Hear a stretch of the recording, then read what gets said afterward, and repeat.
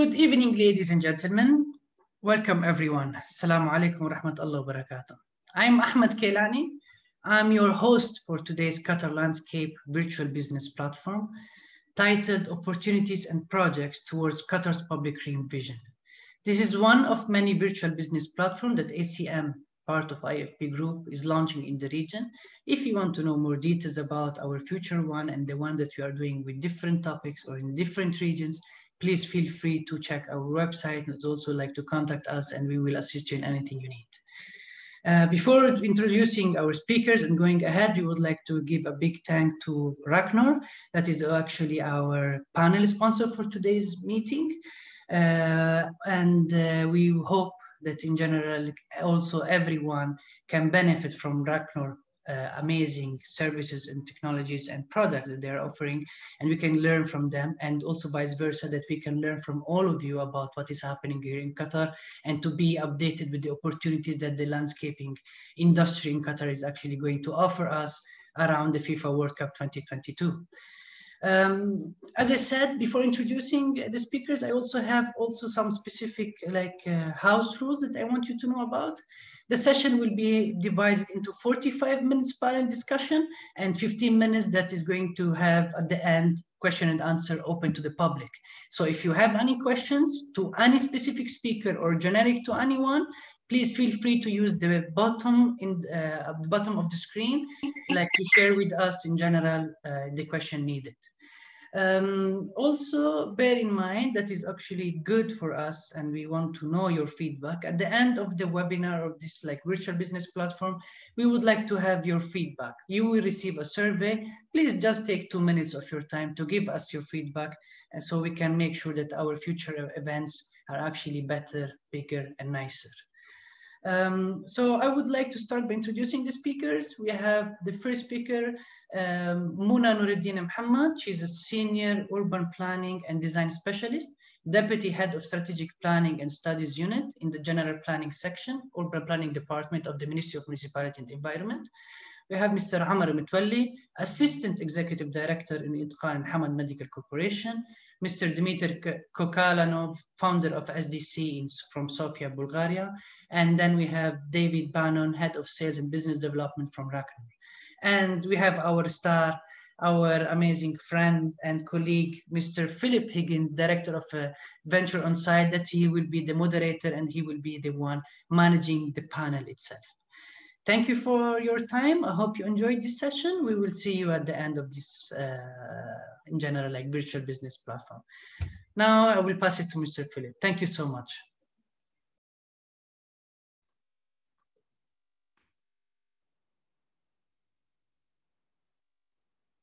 You're on mute, Philip. Yes, Philip, you're muted. Yeah. There we go. Sorry about that. Ahmed, thank you so much for that introduction. At the beginning of 2020, prior to our understanding of how COVID-19 would affect all of us, it was estimated that there would be about $16.1 billion in construction contracts awarded in Qatar throughout the year. Well, the construction industry maintained at a steady pace, even though the difficulties of COVID-19 pandemic affected us all. However, the greater GCC region saw a major reduction to the expected contract awards due to the pandemic and associated economic concerns, and some markets experiencing as much as 50% reduction to what was to be expected. Well, when I say all markets, I mean all markets except Qatar, because new project awards in Qatar ended just short of the $16.1 billion expected, closing the year at $15.9 billion US. And this was represented by $10.2 billion US in the building sector, $1.2 billion in infrastructure, and $4.4 billion in the energy sector. In 2021, it's estimated that there will be an additional $32 billion US of new contract awards in Qatar. This is an exceptional number that is supported by some major investments to the energy sector, with Qatar Gas announcing just recently a $13 billion US expansion to their gas program. These forecasts place the construction sector in Qatar in somewhat of a healthy position as the country pushes forward with development. Building cities in the desert needs consideration for specialized landscape strategy and design. And it's our pleasure to discuss this subject today with our panel of landscape professionals. Thank you, guys, for joining us. I have my first question, and I'm going to throw it right at the very colorful Mona. Thank you for joining us, Mona. You look absolutely wonderful there in red. But I was wondering, Mona, if you could explain to all of us how the municipality approaches the strategic planning for landscape in Qatar. And what are some of the main features and principles of the Qatar National Open Space and Recreational Facilities Strategy? First of all, I would like to thank you, Philip, for your introduction. I would like to thank Ahmad and ECM team, the whole team, for giving us the opportunity to come here together and discuss this interesting topic. Getting back to your question about the National Open Space and Recreational Strategy, and as you mentioned in your introduction, anybody who might be familiar with the Qatari context, he would know that over the last few decades, that Qatar really witnessed a tremendous piece of developments and intense kind of urban development overall the country. And that's actually drive us as MME, as Qatar National Master Plan, or the planning body of the country, to work in the strategic level to be able to embrace and manage such developments, such raised developments in most proper ways. And that's why we have created our main strategic document, which is the Qatar National Development Framework. I'm quite sure the people who are working here in Qatar would be familiar with this one, but this document is briefly, as I said, our main guiding document when it comes to urban developments and managing the urban system in the country. It is embodied many policy actions across all development sectors. And one of the main policy actions in this QNDF is actually the National Open Space and Recreation Strategy. The strategy is simply dealing with anything beyond the buildings, anything out of the walls is actually included in the Open Space and Recreation Strategy. So that's mainly including the main urban areas, the green belt, which we identified to embrace the urban sprawl, the non-urban area, and the coastal area. The main aim for the strategy is to create a robust, connected, and integrated system for the open space and recreational facilities across the whole country. And we will do this by providing a wide range of open space and recreational experiences to the community, again, across the whole country. And we want to do this while we are still protecting and preserving the special and unique natural ecosystem in the country, respecting the heritage and the culture aspects and the overall unique identity of Qatar. So that is briefly the main aim of the strategy. The strategy itself is divided into main 4 domains. The first one is what we call the National Significant Open Space, and it's mainly seeking to identify and demonstrate what kind of natural resources that we have, archaeological sites, scenic corridors, or whatever that we can like embody and allocate our recreational-based kind of mega projects and national significant open space. The second domain is the one that everybody would be familiar with. It's a community-oriented kind of open space, the public parks that provide daily needs of passive and active kind of recreational facilities for the community. And this domain is mainly provided as per certain standards. So certain open space or parks will be provided per certain capita as per different planning levels that we are dealing with, from neighborhood to local, district, town, and even metropolitan level. So this is the second domain. The third domain is what we call the green corridors and multi-use trails. And it mainly aims to connect all such bits and pieces of open spaces to come up with an integrated network that people can freely move around the country.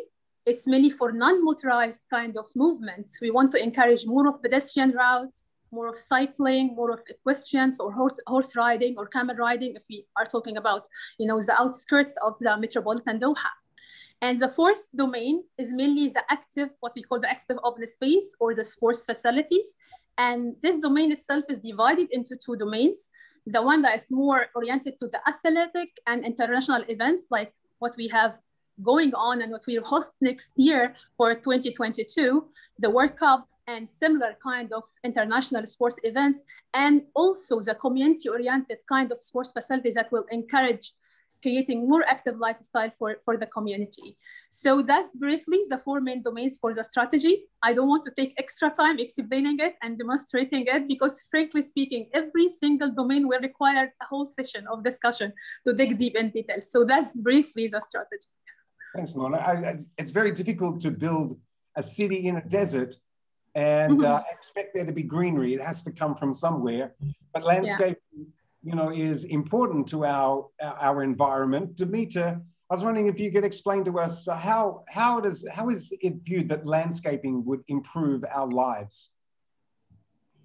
Thanks for the question. And actually, I'm very happy that Mona mentioned this new strategy, because I was hoping that more thinking towards like introducing general standards and requirements for landscaping are going to be introduced. So that kind of helps me with my answer. I'm not a landscape architect. I'm a designer, building designer generally. Spent 6 years in Qatar, lived the life there, and I would just like to outline a few excellent questions, like examples, let's say, of spaces and solutions which work, and a few which are more questionable. So I will first say that all the landscape practically in such environment is artificial. So it's most of the plants are imported. So I would just like to mention a few of the excellent examples which I believe can be followed. This is the park around Museum of Islamic Art, which everybody loves, and it's at certain point is a bigger icon than the building of MIA itself. Everybody loves to stand on these small hills there and watch West Bay having a brunch, etc. The new development of Albida Park is absolutely lovely. I was lucky to live just nearby, so I was going biking and walking. Aspire is also a wonderful example, and these are the main examples which I would say that can be followed. And what I can mention as a downfall, that this is kind of local developments, regardless of their scale. They are just a kind of unique spaces which happen at certain point. But then what I would like to point out that the need for smaller green areas which are dispersed in let's say in the general residential areas, because even the Pearl is not that developed in terms of landscape. Maybe partially the new areas are better, but again, I would say the general residential areas requires certain dispersed, smaller gardens, etc., with shading. So we know that in summer it's very hot there. So certain artificial solutions for shading should be added, and that's generally my answer. So I would like to see more dispersed introduction of landscape areas, and also what Mona mentioned about these green belts, the option for a person to walk or eventually bike under artificial shading, using let's say contemporary textiles to shade, and some passive cooling solutions. So these places can work 30 whole year practically. Very good, thank you, Dimiter.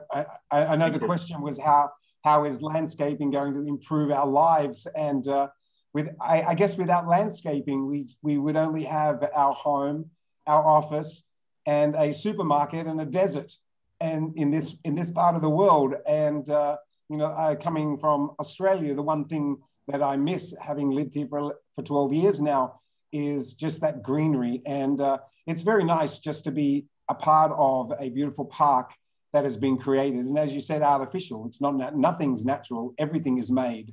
And how we produce that in a sustainable manner, how it is affordable, because I'm sure watering a beautiful big garden is a major expense in this region. But these are some things that help with the quality of life. I'm talking about quality of life. We all live in a very difficult time now with COVID-19. And the pandemic has made us rethink many things about many strategies about how we live and where we work, and so many of those concerns. I'd like to ask Amr, who is from a very specific field here today, representing both landscaping and architecture and medical science. How has the pandemic reshaped our thinking to our landscape realm in light of this COVID-19 pandemic? And what are some of the strategies or challenges that we've had to face? Yes. I think, it seems like we were having our own plans, our future thinking, everything was green and good. And suddenly we had the bad news of COVID, and we had been all diverted for a different route. And it was shocking. We panicked, and it was definitely not a good news. That now, where I think we're in a better shape now, we understand where we are, we understand how this will be long. I think we understood that we thought we had some egos before. We thought that we are building our hospital based on an evidence-based design. We looked for healing environment as it's only healing for patients. And if you ask me, after 1 year serving in the front line here, apart from Hamad Medical Corporation, I am not in a hospital, and I need healing myself more than the patient we served in the last year. It is quite pain, and it's quite painful. And we had, I would say, learned the lesson in a very hard way and very bad way. Because we're shocked with the reality. We're shocked that our building is not resilient as we thought it was. And if you ask me right now, if I consider a design decision I took in the last 10 years for every hospital I designed, I would totally go with the other route or the other direction, because we're surprised that there is a lot of elements like in landscaping, indoor landscape or external landscape. It was considered as a major obstacle for us when we started to transform our hospital to a COVID receiving facilities. And imagine every single element, we thought it's an healing environment and it's very good to have, it started to be an obstacle toward our national resistance or national response action plan for COVID. Because we started to use all the area for the parking or surrounding area as a field hospital. And we're shocked by having some areas where we have greenery and we couldn't do it. We have to remove some trees in order to establish and install the field hospital. Inside, when we started to maximize the capacity of the hospital from patient perspective, we also discovered that the element of landscaping is an obstacle. So, and actually this is delayed a lot in the transforming our hospital and maximizing the capacity in the first 3 months, because we had to find another ways to overcome those obstacles and coming from the other way around, which is we wasted a lot of spaces. Definitely it's affecting our efficiency and our readiness to receive patients. And of course it was more or less inexpensive. So if you ask me how this is affecting, of course it is affecting, because I will be starting and already started to make a value engineering ourselves, not coming from engineering, but it's coming from the hospital perspective. We have to design the hospital in the full and maximize the resilience and the agility of the design itself. So if we need to have a landscaping, I will be putting a landscaping in a good way that's not an obstacle in any maximization plan in the future. And as well, it will be maintaining the social distance as well, which was not considered before COVID. We were considered our spaces, the more people together, the more people that are near to or approaching each other. This is a very good sign of good design. If you ask me right now, this is a fatal mistake, and I have to go and reevaluate all of this design back. Yes, for me, I no longer think about landscaping as a greenery. And I think this is a bit naive idea. I thought about it myself during the design. I think landscaping and urban planning and creating a cosmopolitan model, good cosmopolitan model of city or resilient city, it's more or less like if you bring a good stones and you make people interact with it, kids to climb on it and to hide on it. For me, this is more successful model of landscaping, more than we are putting like an oasis with green and bulbs. And because it's less to maintain and it's achieving interactivity factor that we are all looking for. This is something now we started to enhance in our design for a hospital. So the hospital will be more an interactive platform, even for within our design, within our landscaping, with interior design, in a deep of interactivity between people, more than it's really like only looking and look statical or cosmetic way of it. So yes, we learned a lot, I think, in the last year, and we keep learning. Unfortunately, this pandemic will be where it seems for us it's close. I think the emotion or the mental effect we got it will be stay with us for coming years, even though that we thought it will be solved by vaccine, but mental part of it, no, it will stay with us for a long time, I think. Thank you, Hamad. I know that it's with so many projects being awarded during the year and with a high expectation of new awards this year, architects remain very busy designing new projects. And Raknor is a supplier of hard products to the landscaping industry. And David Bannon, I know you are are a specialist in support to the consultants to ensure the correct specification of products that are being used in the landscaping design.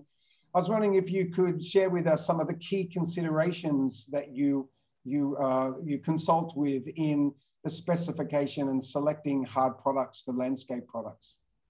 Sure.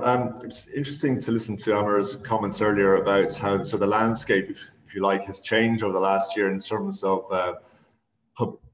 open spaces and how much we as a society appreciates public spaces and open spaces and our access to them. It's really highlighted how important it is to be able to go out into your garden or into your shared public space wherever you live in the world. And I think one of the things that's come out of this is maybe people are re-looking at how to redesign places and or apartments or schools, whatever it may be, bearing in mind that this pandemic, this problem could be with us for a foreseeable future. So we might have to design accordingly or retrospectively redesign spaces for people to get together. But I've been fortunate to be in this business for quite a few years now. And I really enjoy engaging with consultants and designers, looking to help them achieve their design ambitions for projects. And one of the things that always pops up, there's two elements to specification, and is the technical aspects of a product and just the design, the aesthetics of a product. And it's really important that from a technical perspective, particularly in the the parts of the UAE and other parts of the Gulf, is that we live in a very aggressive environment, whether it's solar or marine. And it's really important that any product that's specified, is fit for purpose for these environments. So that's one of the things that's always it should be highlighted, or people should be made aware of. That for example, in Abu Dhabi, there's very high saline environment there, and you have to treat the product accordingly to make sure that it will last its 20, 30-year lifespan. So part of my job is to assist consultants and educate them as to what the performance requirements for various parts of the world, various parts of the Gulf, and also to manage their expectations in terms of what's technically achievable from a concrete perspective, precast concrete perspective, but also to look at what they're trying to achieve in terms of aesthetics and to guide them what's possible, what's technically possible from a design perspective and performance perspective.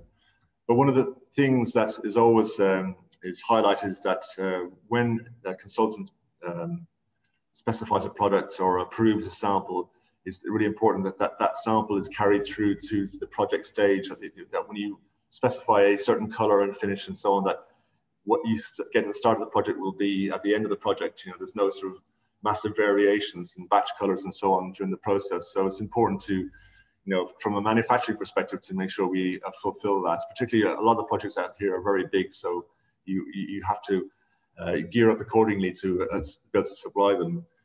And project references is an important aspect as well. You know, that so the consultants and designers can go and see what's been done before to understand how things work together, what surfaces, textures, colors work together. And it's always nice to have a portfolio of products and projects people can go and have a look at.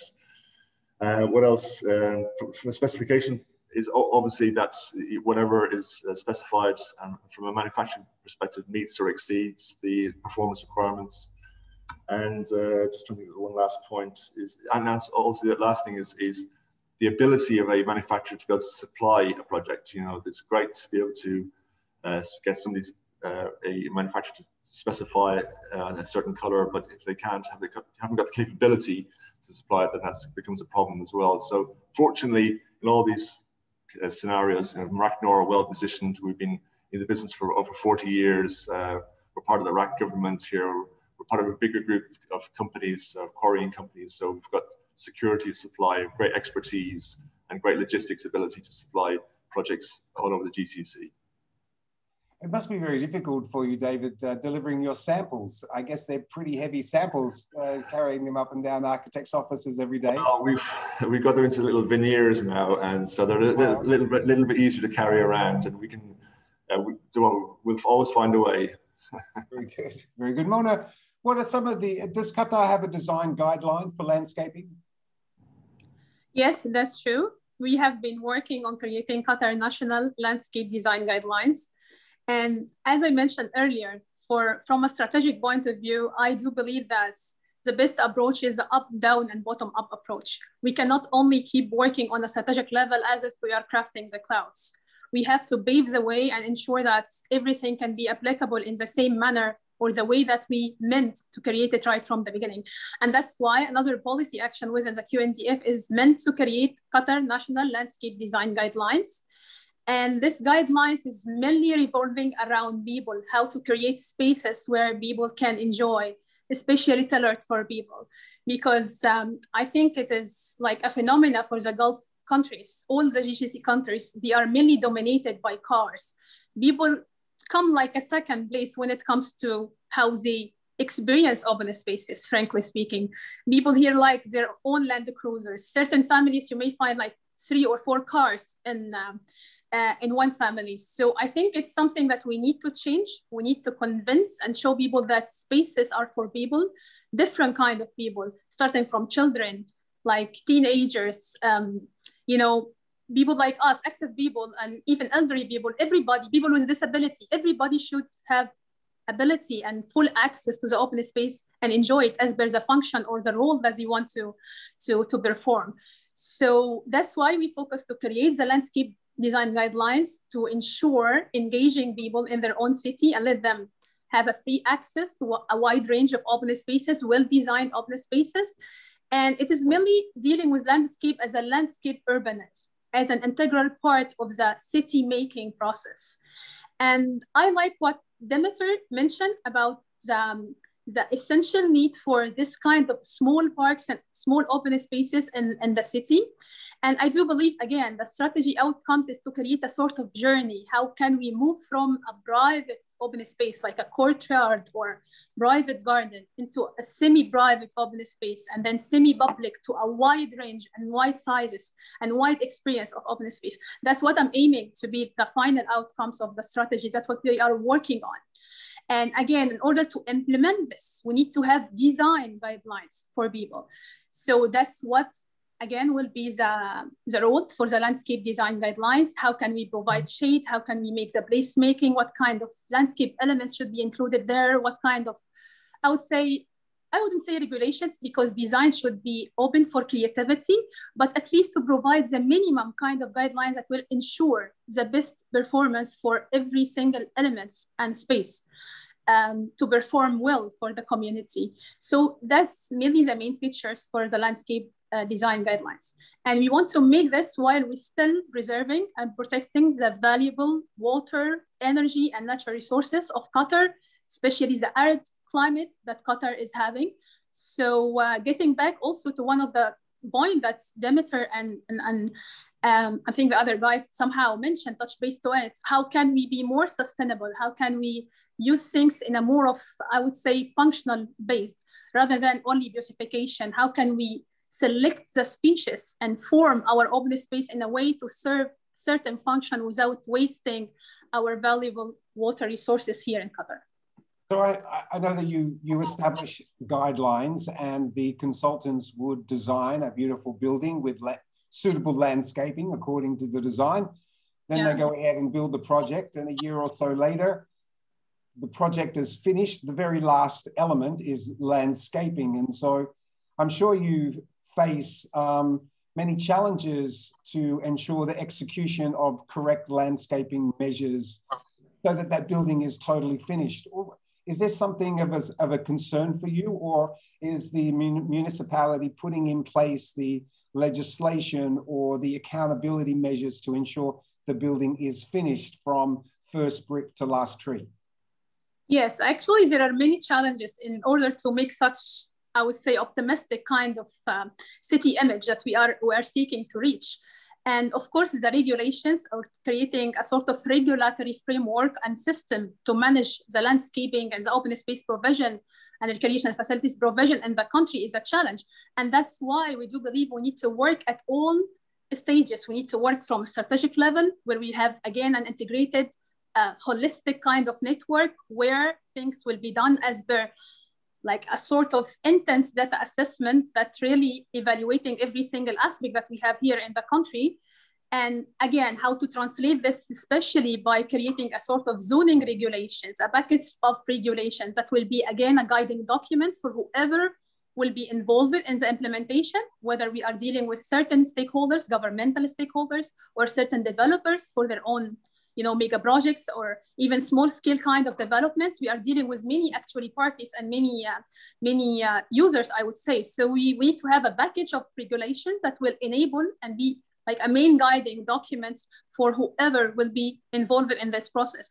And again, how can we evaluate this? We are, as a planning body, as MME, there are other bodies working with us like Ashghal, like Public Parks Department, who are responsible for the implementation. So whatever we are doing, we will ensure to hand it over in a way that other involved stakeholders, governmental stakeholders will be able to manage it. So I do believe having certain regulations, clear forward regulation that is especially reflected in all our municipalities, special development plans, is our first step, which we have already done. And then when it comes to implementation, when it comes to every single application we are receiving as a planning body to approve, it should matching the guidelines that we are talking about, the landscape design guidelines, because as you know, it depends on the scale, depends on the character, depends on the purpose and the context, the macro context of certain projects. What I would accept for us buyer, maybe I will not accept it for Qatar Foundation, maybe I would encourage it in Mishirab. So it depends as per the macro context and nature of each project. So it's more about creating a system, and such system should be flexible. Such system should be a sort of resilience. So we do believe that we are quite open when it comes to lesson learned from implementation.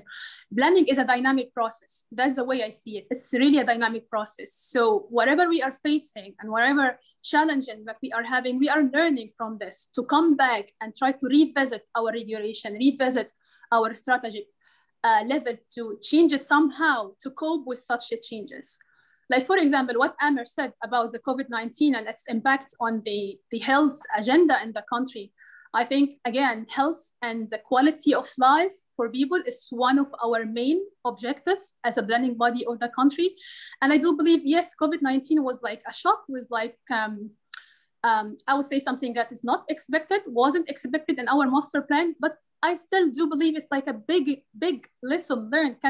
We can integrate and we can extract it from such experience. Now people value the importance of open space in totally different perspective, because they acknowledge that if they have been forced to be in quarantine, it would be nice if you have your own private open space. It will be nice if you can look from your balcony or look from your window and you can have an access for a sort of natural scenery, because I don't have to say it, maybe Amr can explain or demonstrate it better than me, but it was scientifically approved that many people went through depressions and really was impacted badly, not by the COVID itself, but by the fact that they were like no contact with nature and they were limited when it comes to staying long time between walls, only in walls. So I think it's something that we need to take it in a positive way. We need to, I would say, encouraging us to have more resilient and more timeless kind of urban planning. That's it. I know how important it is to get back to nature and to be grounded.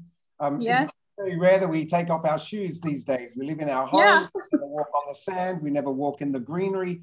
And it's very important that we get that connection to nature. Very important. I have so many really good questions that I'd like to ask the rest of you, and we're running out of time. So I'm going to throw a few questions at you, and if you could answer very quickly a main point as we move forward, then we'll make sure that we leave enough time to review some questions from the audience today. Amr, I want to go back to COVID-19 and the design of landscape and the design of hospitals. Because of COVID-19, what are two of the things that we'll see change within the landscape environment of hospitals and medical centers in the future? Yes, I think you will see a lot of change coming.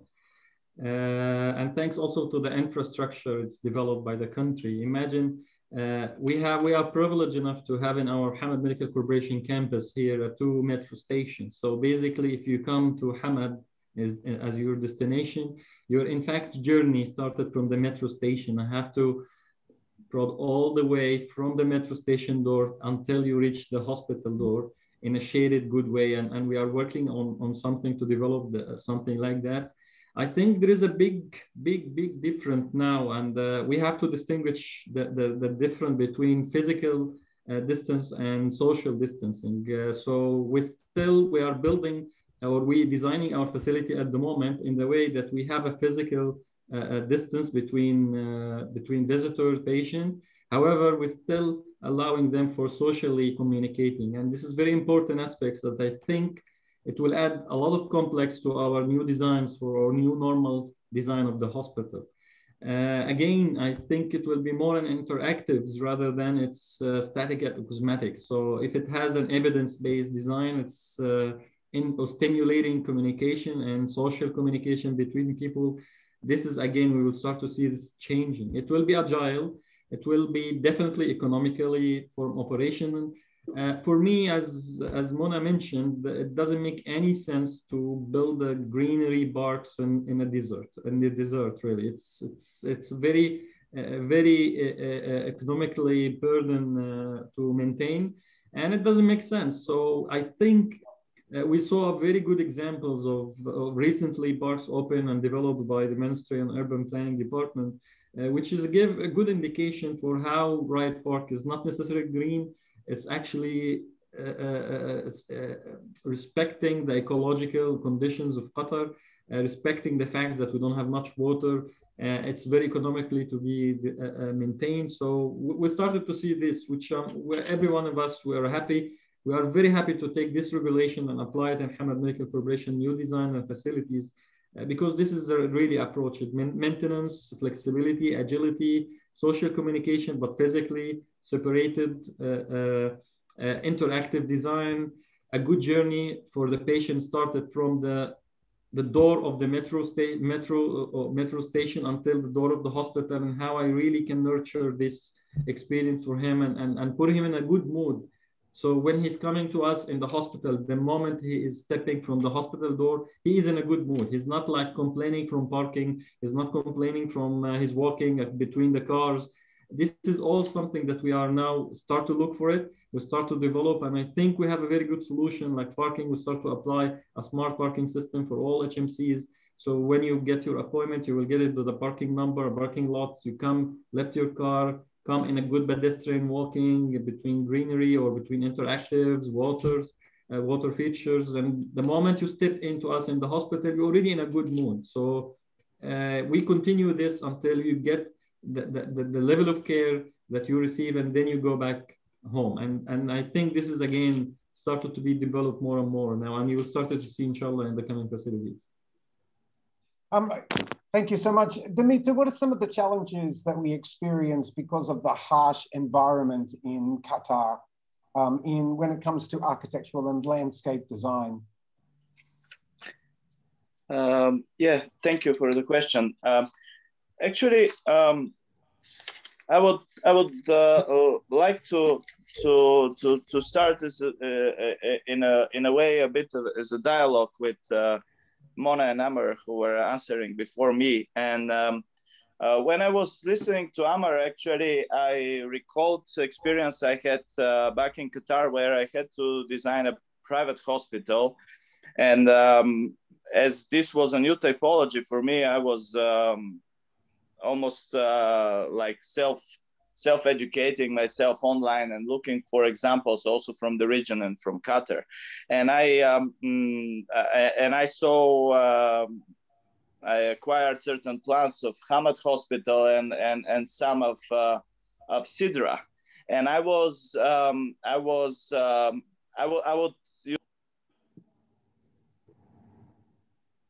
and the vast areas in Hamad, which are absolutely not, there is no natural light, and then there is no exposure. People cannot see any landscape, they're like in a cave. And this was huge areas. And I was like, I don't know what this is based on, what kind of evidence, medical planning practices, but this is not okay. I mean, as a general architect, I would expect that even what he actually now is experiencing firsthand, people will feel depressed. And I actually spoke with a colleague in Vienna who was working in the university hospital. This was built in the 60s there, and it's a mammoth of a building. And he was saying that they let the nurses and the doctors who work in the main core every 2 or 3 hours to have like 15 minutes to go out, smoke or walk or something, because people get depressed. So the examples were there, but someone overlooked and didn't really pay attention to those things. So when I designed my building, regardless of the general consensus about medical planning and this deep planning for certain departments, I introduced 8, I call them light wells, which are internal cutouts in the building, which reach to different levels depending on the departments, and all the inpatient. So there was natural light filtered by certain semi-translucent covers, and then there was artificial, landscape planted there, which also solved the problem of not enough landscape on the outside of the building. And unfortunately, the building is still not built, but I would say that is one solution. One has to exceed the minimum requirements for a certain typology and put himself walk in the shoes of different users, including the back of house people and the people who are practically serving the main user. If it's a hotel or a hospital or a mall, etc., we should walk as a designers. We should walk out in the shoes of every user, not only in the primal user. Let's say in a hotel, a 5-star hotel, we shouldn't think only about the rich person stopping his Rolls Royce in front. We should think about the hundreds of people in the back of house area and make their life better too. And yes, landscape is one of the solutions. Yes, that's a very good point. It needs to be something that can be enjoyed by all. And I understand that that's why Mona is working very hard to ensure that there are some beautiful parklands that are being built in Qatar, and that buildings are being finished with beautiful landscaping. It's been very good to see some of the infrastructure that is being built in Qatar is, especially in the city side, some beautiful greenery as you drive down the roads. It adds to the complement of the entire country's perspective. I love landing in a country and seeing how beautiful the landscaping is at the airport. And then after 1 kilometer, all the landscaping stops until you get to the city. But I mean, that's one of those points where we have to consolidate the greenery so that we have green spaces in our city and urban planning and design. But that design also needs to be sustainable. And I think when we talk about sustainability, we talk about grass that needs to be watered. That's one element. But the building materials that we use in that design needs to have a sustainable history, and that we are looking at recycling where recycling is possible, etc. David, you come from a specialist in this area of building products, and what is Raknor doing to support sustainability for this project supply? Well, sustainability is very much on the radar of many people, whether it's end users, designers, developers, whoever it may be. They want to know what their subcontractor base, or their suppliers, manufacturers are doing to help them maybe to achieve green building codes points, or whatever awarding body may be that they can get to highlight their buildings' sort of green credentials. And as a responsible manufacturer, we're doing all that we can to reduce our carbon footprints, through the manufacturing process and through the logistics as well. So we try and use recycled aggregates wherever possible. Where we're situated in Ras Al Khaimah, we're in the boundaries of a quarry, so we're very close to the source raw material, and also the cements that's used in the precast products as well. So in terms of truck movements, it's fairly low compared to maybe some of our competitors, but also in terms of our carbon footprint, in terms of shipping stuff around, we use the most modern sort of diesel-powered articulated trucks available, and the largest trucks available. So we try and transport as much product as we can each time we do a truck movement. And also recently we've supplied a project in Bahrain. A lot of that's gone by sea, and that's a better way of transporting, getting the number of trucks off the road and transporting a bulk amount of material. And we use recycled wood on the pallets wherever possible, and we try to use the pallets again and again to reduce the amount of trees being used. So we do what we can as a manufacturer to reduce our carbon footprint. It can be a bit of a challenge sometimes because of the nature of the products, but I think we're one of the more progressive companies in that respect. We take our environmental sort of impact seriously, and as part of the RAC government, they're very keen for us to be a good custodian of where we are, where we operate, and who we supply to. Very good. Well, thank you for that answer. I know future trends is always an interesting subject as a material supplier or as a designer. Designers are always have their eyes set on future trends. And this is one question that I did have for you, but I'm going to close with this question, but I'm going to ask each of you in the panel just for a comment. What are some of the future trends that you expect to see in the landscaping space? David, you can go first very quickly. Thanks. Yeah, well, a lot of people are looking for products that reduce the heat island effect in urban environments. So reducing the amount of built-up heat, whether it's particularly, like I said, in a city like Dubai, where the combined effect of buildings and heat makes places very hot. So products that can basically reduce the solar glare, maybe absorb less heat, and make it a bit more a better environment to walk around and be in. So these are like what we call high SRI, products with high solar reflective indexes, and they don't absorb as much heat. So that's, I think, certainly something that we get asked a lot about in terms of designing and developing paving products. Hospital design, Amir, what do you expect to see when it comes to landscaping? More interior landscape than outdoor? What do you see as the direction? I can see more outdoor than indoor. I can see physically separated, but socially communicationally. I can see it more interactive. I can see it less green and more economical and more toward the interactive side of it. Yep, I think this is, I'll give you my short answer for that. As a designer, Dimiter, what do you think is the future trends for architectural landscape design? It is a complex topic, but I would say that we should combine traditional knowledge, locally valid knowledge, like in the Middle East, learning truly from the performance of the buildings of yesterday, the historic examples, not imitating their decoration, but studying from the way they performed. So I would, and using new technologies and new computational tools to really apply that in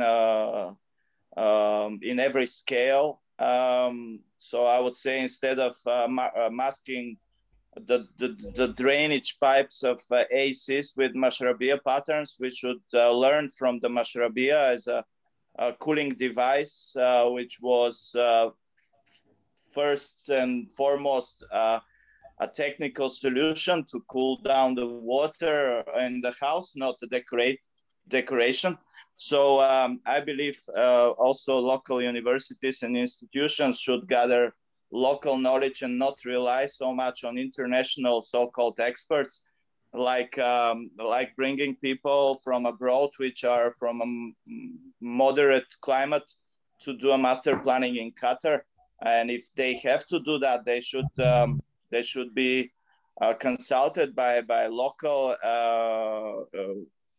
planners, etc., and by local guidelines. So when we see developments like the new Musharraf, which is absolutely glorious development, certain solutions which we see in the adjacent souk are applied. And because the souk is mimicking the old fabric and the scale is right, it works better in the harsh times, etc. So learning truly by the historic examples, not by just mimicking them and scaling them randomly, etc., and applying kind of international type of planning. Thank you very much. Mona, you have the final say for my panel today. What do you see as the future developments for landscaping in Qatar? Well, I see more comprehensive, integrated, holistic kind of network for open space and landscape in Qatar, where people will be the heart of this process. We will ensure a wide diversity of experience that people will be exposed to. And we will just create places where people will live, work, play, and enjoy their life. That's my final say. Fantastic. Thank you very much. Thank you all to the panel. I'm going to hand it back over to Ahmed as we go through some of the many questions that have been raised by the audience today. Ahmed, thank you. Thank you so much, Philip. Yes, definitely. We received so many questions and we are actually also running late. So I would like to start by saying sorry to specific people that if we will not be asking their questions. Second, before we actually start, I know, Mr. Amr, that you are busy. You have like an important meeting to go to. So if you would like also to go, it's okay. You can do that. We would like to thank you for being with us today and for sharing your time. And definitely it was important for all of us to get your point of view, your knowledge, and your expertise on the field itself.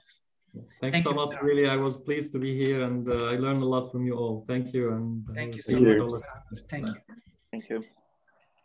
Definitely, landscape, it's an important topic that if we keep on talking about it on a daily basis, we will never finish, because there are so many points and there are many things that we can actually learn from each other, and we can just like to keep on talking on the details of how we can improve it. Mr. Philip asked you about how you see the landscape in the future. So there is one question that is related to how is changing landscaping around physical distancing. Like now, for example, with Corona, everything like we are like in general, like physically distanced from one to another. We need to keep like a specific a meter and a half, according to if you are inside or outside. So how landscape design itself changed after this COVID? Any one of you who would like to answer this question? Dimiter, Muna, David, who wants to? Yes, it's okay. I can generally just like providing some insights. As I mentioned, I'm glad that we started in more holistical way to tackling the strategy while we are considering the COVID-19. We started with a consultant recently, while the COVID-19 was already taking place across the world, with our Germany consultants, Albert Speer. And COVID-19, or in general, any kind of pandemic that would be expected in the future, because again, I am more into resilient approach. I'm more of learning from our own experiences. So this topic was actually engaged in our strategy. We want to come up with certain, I would say, regulations, I would say principles and guiding guidelines or whatever, to ensure how can the city, and specifically the open space provision, the open space design, shall consider the need for dealing with certain pandemic like COVID-19. Perfect, perfect. I hope that as an answer, basically we answered the question itself and it was like well understood. We are going to move to the second one. There is like a challenge. I can see that I'm not an expert in the field itself, but sometimes from the planning and the execution of a project, and then we have a big gap to the maintenance of the project itself. So many projects get executed on a specific certain way of standard of landscaping. And then when we get to the maintenance of the project itself, or the building, or to the landscape area, because there is cut of budget, the landscape itself gets changed, or trees dies, or and so on. So how can we actually fix this gap between the landscape developer or like designer to the landscape contractor, or the one that actually maintains? How can we fix this problem? Anyone would like to get this? Dimiter, David? Well, just from a sort of practical perspective, I mean, when I've seen some installations been done in the past, and the key to success is obviously to specify the right product in the first place, to ensure that it will achieve its, what it's designed to do in terms of aesthetics and technical performance, whatever it may be. But also from a contractor perspective, is also to give them the tools of the job to install it correctly, because more often than not, the key to success on a landscape project is preparation. It's the sub-base preparation. It's how things are set out and how things are put together on site. And if all that's done correctly, then product, and particularly from a paving perspective, will last a lifetime. But the key to success in any major project is preparation, and unfortunately, it's not always done that well. As a company, we try are quite proactive. We try and get involved at an early stage to educate and train installers to show them how to do things correctly to get the best possible results from the client's perspective. And also, there's other things you can do from a consultant's perspective to specify, maybe some treated surfaces or additional additives that are added to the product to make it a bit more resilient in different environments. So there's lots of things you can do to prolong the longevity of a product and make it last a lifetime. But ultimately, it's down to budget. If the budget's available, then I think that all this is achievable. But if the budget is cut at the end of a project, it can be quite a challenge. Thank you so much. Yeah, definitely. This is something, especially like it's a challenge also available in the hot weather, like we're in the desert. Sometimes at the initial stages, they implement specific greenery, specific trees that are difficult to maintain. And then going on and on with time then gets more difficult. And this is maybe something also that they need like to focus on and change. Anyways, I have the last two questions that are related to Muna. We spoke about projects, we spoke about opportunities, and about how the landscape itself is changing in the future. But many people that might be interested to come to Qatar itself, they might have specific questions. So first, in order to be able to see the opportunities or the projects that are available from the Ministry of Municipality and Environment, are there any specific like registering, for example, specific suppliers or contractors to the list of the ministry in order to be able to work with the ministry? Do you know about it or something? Like any process. Frankly speaking, when it comes to, I would say, the operational and managerial kind paperwork for how to register and so on and so forth is not my scope of work. I'm more of technical, strategic, and planning. But I don't think it is that sophisticated. If certain consultants or certain company is meeting the requirements, it's a matter of, again, a checklist to meet it. And once it's already fulfilled, I think it's easy for any company to come and register here and perform. Okay, perfect. And I can another get back and question try to get more information about this. Maybe I can provide you with a certain person, like a contact person, where you can get further information about that matter. I would love to help. Thank you so much. No, because, for example, there are some entities available in Qatar right now. For example, I'm just giving an example, the Public Works Authority in Ashghal. In order to be able to work with them, you have to register as a supplier, and there is a specific process that they put in their website for companies coming in, especially from abroad, to register through their website in order to be able to work with them and to see the opportunities available in Qatar. So I thought maybe we have something, the same idea or concept also for the ministry itself. Don't worry, I can give you a contact for someone that will really help you in that matter. Perfect. The last question, it's also to you, because we were speaking about it before, and there is a question about it, is that about the guideline for landscaping. Is there anything that is going to be published for public, for people to know or to follow? If yes, when and how to get it? Yes, yes, the answer is yes, of course. Every single project, every single document we produce, whether it is, again, a strategy, regulation, special development plan, or guidelines, it will be published to the public. Because, again, as I told earlier, we are dealing with many players over there. We are dealing with governmental institution that's getting our guidelines for their own implementation or their own master plans. We are dealing with developers who are conducting mega projects here in Qatar. We are dealing with small developers who are dealing or having development application for certain parcel or certain lands. So of course, we are releasing everything for public. Speaking about specifically the landscape design guidelines, we are now in the final stage to finalize all the comments that we have received from all the stakeholders.